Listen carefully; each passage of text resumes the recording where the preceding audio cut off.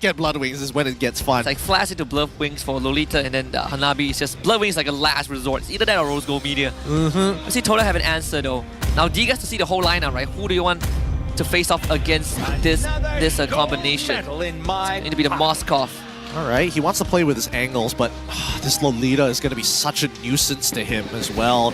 Two big projectiles. A lot of auto attacks can be reflected back. More importantly, if the fear gets reflected back, that's when a lot of problems are going to occur for Todak here. Which lineup do you like the most? Because so far, both very teamfight oriented. Generally, their laning is going to be kind of weak. Maybe not for the mid lane, but definitely for the gold laners. I mean, you asked me, I'm more towards Todak's side. I'm looking at the wave play and how they're able to move just slightly faster with what they have. I mean, Grok Vexana, good luck playing Lolita Zas into that, right? I think priority is going to go over to Todak. Well, let's see, because MV, they've got that Nolan, and we saw what Nolan can do in the previous series. Hopefully they find the same success here if they want to challenge Todak at all in the early game. There's only one way to find out, especially Monster Vicious taking on the big brothers, the local scene pioneer. Game 1, Todak gonna take the red side, Monster Vicious on that blue side, heading to the Lanadon. Alright, let's jump right into it. Early Nature's Barrier to slow down that wave, the tricks and tips that Grok players just need to know. Zion still remembers them. As we see Gary start on the orange side, Uni gonna be starting on his orange as well. They're gonna be on mirrored sides of the map. Of course, it's gonna be parallel, actually inverse jungling, right? They're gonna end up on different sides of the map. I'm trying to see if Nova Escobar is gonna support Martizi and how much support Martizi is gonna get, because that lane is gonna be shoved towards him constantly, and Todak making a very early invade into the jungle. MV already, Uni will get the buff still, but information gathered, right? Same pacing so far for the junglers. Yeah, same pacing, but bottom lane is taking so much punishment. Like D, he can only do this for so long, right? And unfortunately, Hanabi can just literally sit there with Nova as well. This is pretty obnoxious to deal with. It's free harassment, and he is still farming off of the gold plating. He's gonna eventually get rich, but for D, not a problem. His wave play isn't the worst as well, with the passive, very self-sufficient, in fact, with the quantum charge. I think he took the common emblem, so yes. Yeah, it's gonna keep him alive infinitely. He took Common Emblem, and he also took Tenacity, and he rushed Tier 2 boots. It's the first blood down mid as well. Gary taking on Martizi. We just talked about how much support he's going to get, right? If Nova Escobar is just going to sit at the bottom lane, just babysitting rough like that, man, that mid lane is going to be exposed. It is going to be exposed, but at the same time, Gary doesn't have his ult, right? So MV aren't really too afraid unless Moon suddenly shows up, and that's when their bot lane from the side of MV has to back away. But until that point, I think that Monster Vicious, they're going to play independently away from the bottom side of the map just to pull attention, and more so that Ruff can continuously just get gold. I want to see what his gold total over D is at the end of it, but until then, let's see this first turtle. Zeno is the only guy there. Give it away for sure. Just a bit of poke and prod. Zeno is not even 4 yet. Almost a full level behind Momo. I suppose the silver lining is that this Hanabi is just shaving off gold plating. This is so obnoxious. But it's like shaved ice. Dude, he's gotten through 80% of the gold plating, and it hasn't even been like 4 minutes. See? He can just hold the wave right there, and it will bounce, and it would still give him gold. He's already net so much money. That turret's gonna fall before 5 minutes if this continues. Look at him dance. Look at him dance. So dirty. So dirty. Technically, if he wants to optimize even more, he should be autoing. He should be throwing his autos specifically at D to get the damage onto D, and then it will bounce to the turret, and then you walk out of turret range to reset the aggro. Oh, yeah. This is so annoying to deal with, and hopefully Todak can alleviate some of that pressure. That's why we're seeing that Gary hasn't used this ult and hasn't even bothered ganking the mid lane. He wants to get D out of this. Finally bringing some reinforcements here. I think they know the barrier is not the best, but forces them into a choke point. I mean, the shield is so thick. It is thick. It's the early game, so it's not easy to break it down just yet, but until that point, let's see, because Todak, very small gold lead, economic league on their hands so far. I mean, even topside Momo still getting sandbagged by Xeno. I don't think that's really going anywhere. So the only lane that has some form of progression from MV is that bot side, and I think Todak, they need to unlock that mid lane and actually go for these invades. The craziest thing is that Zion Senpoi is the same level as Martisi. And it makes you wonder, where is he getting the experience from? I really don't know. I'm not 100% sure. Mid lane mentality. Mid lane mentality. Still farming. Always be farming. The ABF rules. Man, his tower is almost destroyed. Can somebody alleviate the pressure? They're bringing the full squad. Let's see if MV reads this. I mean, they're getting Momo involved, and MV just saw Momo actually walk through. They're going to spot him out here as well, but... Surely you back off, right? I mean, they get the turret, let's see. Very thick shield, wild charge, rough. God. Yeah, he's not getting out of this. Spell of Destruction from long range. Downtown D takes that kill. The backup finally arrives, but it's so late. Penalty zone from Momo, and Nova X Cobra able to get out, same as Zeno. Oh, they call it quits. Man, you think that MV seeing that would just make that move instantly? I think that I think it's one of those feelings of like Gary isn't that strong, right? Like I can with Aegis, I should be with Aegis and my active abilities, I should be able to tank through it with Lolita standing next to me. At least the lane swap will happen. The same thing will repeat again. God, so unfortunate. Wait, hold on. Without Echo Bar, backside Zeno. Plenty of damage with the help of Martisi. Yeah, and that's why Hylos is so meta. Literally runs up to you, beats you down. So little you can do about it. But with the gold lead that we see from Hanabi, D doesn't stand a chance. No, not even close. Rough lost 10 HP max. Even committed the ultimate, right? D was holding onto the Purify. Yeah. Didn't want to use it. Forced to go to the bot side, which, I mean, this top side, they would just have to hand it over to Momo. A rough, really rough laning phase coming in from D. But at least he hasn't died, right? Let's look at the gold difference so far. And honestly, the gold difference is not that much. With that one kill alone, it really closes in on that gap. He's only just 500 gold behind. See, Tier 1 is already down. Kind of expected. I mean, Monster Vicious probably would try to bleed it into the mid lane. That's where you really open up the map. Not just for Uni, but also for Zeno to start running around. Who has been spending most of his time tailing his team, right? Making sure that a fight breaks out, he's going to be there at the front line, he's going to be there to stop Gary and D. Oh, wait, hold on. It looks like jungle as well as the roam. D manages to get out of there no problem. The information was given. This is all calculated by Todak's side. Really good positioning and really good coverage of the map. Honestly, the only goal lead that MV has right now, despite being down in 2 kills, is just the 2 tier 1s, right? And the gold plating. Yeah, we did get his own purple buff. But here we go, Rough going to work again. He's gonna try. Oh, he's gonna try. Flicker, penalty zone, Rough caught again. Oh, what? They do lose Moon in the process. Let's see, D's gonna show up with that Spear of Destruction. Momo low, but not down just yet. Glorious Pathway used by Zeno. Pretty late in the fight, but the Ring of Punishment actually takes out D. He manages to get the kill despite that.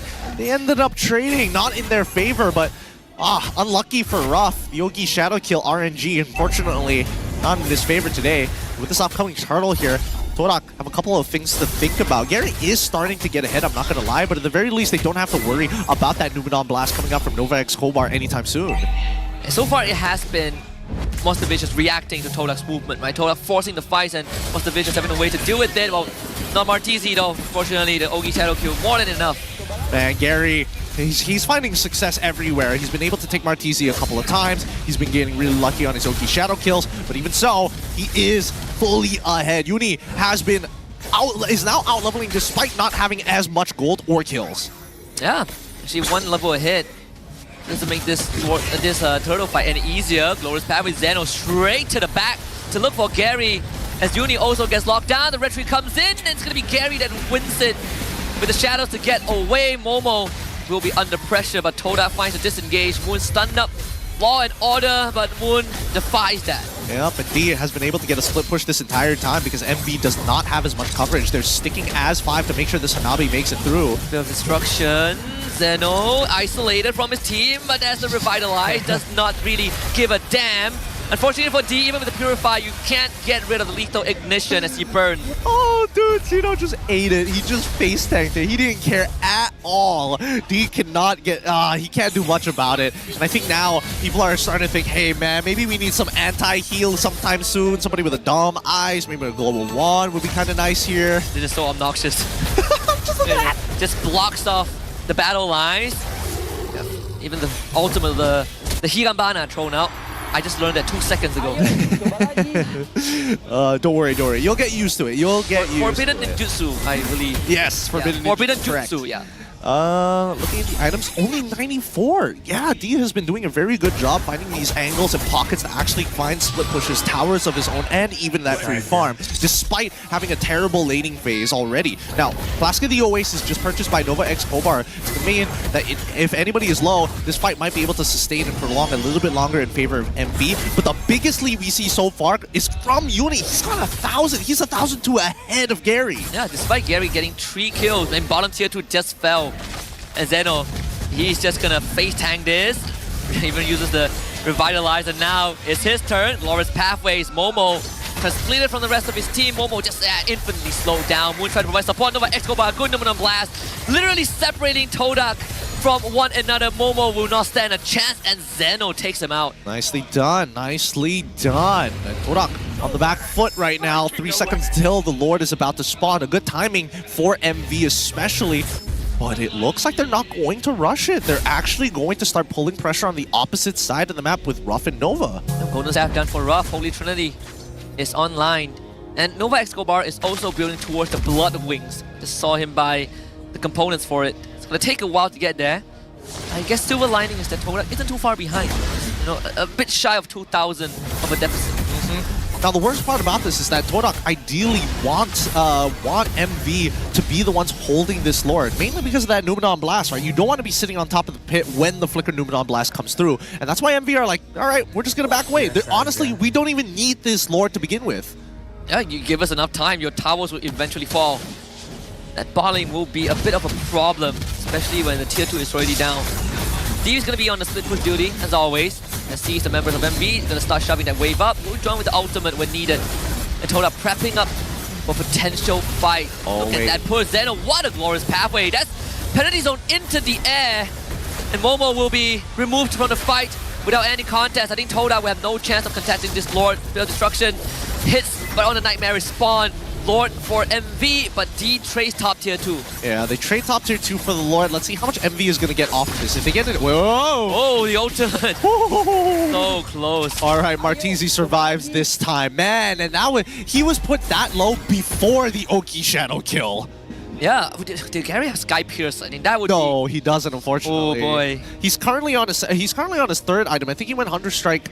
He went Hunter Strike into Field? Yes, Either Blade of Hephaestus or Warhex? I know he doesn't have Blade of Hephaestus specifically. I know he has Hunter Strike for sure. We'll see in the item list in just a little bit, but that's gonna be a denial of that purple buff. A little sad, but what can Gary do? He already used his retribution. Yes, and it doesn't get any easier from this point onwards. Empowered minions, Lord as well, and a Hanabi. How do you deal with the push? I mean, at first we say that, okay, Todak a pretty good lane shove, right? Vexana and Terizla, the Moskov, Grok. Right now, it doesn't seem to be the case. Gary is losing to an alien bug. Yeah, I think the worst part about that is that shield, because if you want to clear that wave and Lolita walks up in front of the wave holding up that shield, you lose a lot of your wave clear if you don't have the right angles. Uh-oh. And CC Immune, Momo, he committed everything. Can they at least get rid of Ruff? Sure they can. Momo will be an exchange, a price to pay. Todak also loses the bot inhibitor, but at least it's something. Good stuff from Gary. He finds the angle. I mean, Ruff was definitely overextending just a wee bit there, just try and get his auto attacks in. He still needs a protective bubble around him that isn't just his Aegis. He still needs his team, and especially that Nightmaric spawn to be relatively nearby. So that's the third time that I suppose he kind of took a gamble and kind of limit test the shield, but realizing that it's never going to be enough. Yeah, something that we were missing last game. I mean, these are the calculated risks you need to kind of take. It's okay to limit test here, and it's okay if Ruff dies, because at the end of it, look at the damage that he is dealing out. Second highest in terms of overall damage dealt ranking, and worst yet is the fact that he's not even full build. He's like almost there. Yeah, he's almost there. I mean, he's dealing more damage to structures than heroes. Probably another purple buff. Ew, almost stolen by Zion, but Uni takes it. Well, can't do much. They trade buffs at this point in time. Both assassins, both junglers really need that purple buff to make things actually happen for them. That's the turning point for Todak. I suppose you try to go for those big team fights, even if you don't land a penalty zone on Ruff. If Gary can just get his hands on the Hanabi, it's always an angle for a kill. I think it's more doable for Uni because he's already like max. Oh my god, he's max build 13 minutes into this game. Gary, yes, he is level 15, but he's still a little bit behind in terms of overall gold. His items, yes, are a little bit more expensive because he opted to go for BOD and now is heading in towards Blade of Heptases. He's finished the Malefic Roar, so anybody on the side of Monster Vicious who is stacking up armor is going to get punished. But guess what? Nova doesn't have armor just yet because of Flask of Oasis and as well as Bloodwigs. Doesn't care. I mean, they blitzed the Lord so fast. Not even a chance. He should get the bot tier 2, but they'll have to sacrifice Zyme in the process. Yeah, the Wild Charge also committed. The bot tier 2 doesn't even go down. D had to recall. He was scared. He didn't know whether it was all 5 of them or was it only just 3 and the rest hiding in fog of war. This high ground defense is going to be important for Todak. As long as they don't lose all of their turrets here, it should be fine. If they defend it with minimal damage, they should be able to bounce back no problem. We've seen that. So the first time they did it was just with a normal Lord, right? And he still got 1 turret. At the cost of losing Rough, this one might be a bit different. And 1v1 won by Uni, hands down. Gary didn't commit the ultimate. That's something that he needs to save for this impending push. Yeah, he's waiting for his target to be a little more isolated. He doesn't want RNG to be playing too big of a factor here. Here comes the Glorious Pathway, though. Just to zone out the rest of Todak.